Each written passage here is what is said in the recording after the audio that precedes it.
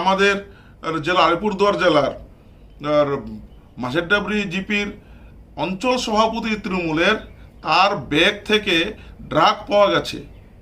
সে নাকি মাদক পাচারের সাথে যুক্ত। ভাবা যায়? আজকে আলিপুরদুয়ার জেলায় হেডলাইন হয় যে উমুক তৃণমূলের নেতা ধরা পড়েছে মাদক পাচার করতে, তুমুক তৃণমূল নেতা ধরা পড়েছে মোষ পাচার করতে, তুমুক তৃণমূল নেতা ধরা পড়েছে বালি পাচার করতে, গরু পাচার করতে।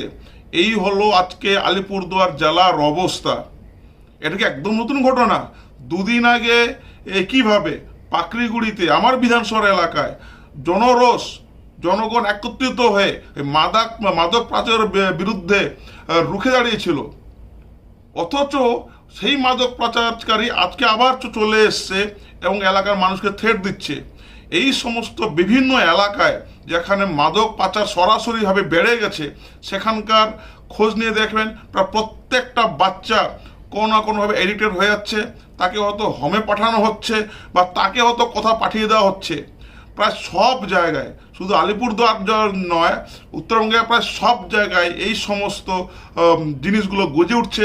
আর সেখানে তৃণমূলের নেতাদের শুধু মদত নয়, সরাসরি তারা যুক্ত আছে, সেটা বারবার প্রমাণ হয়েছে।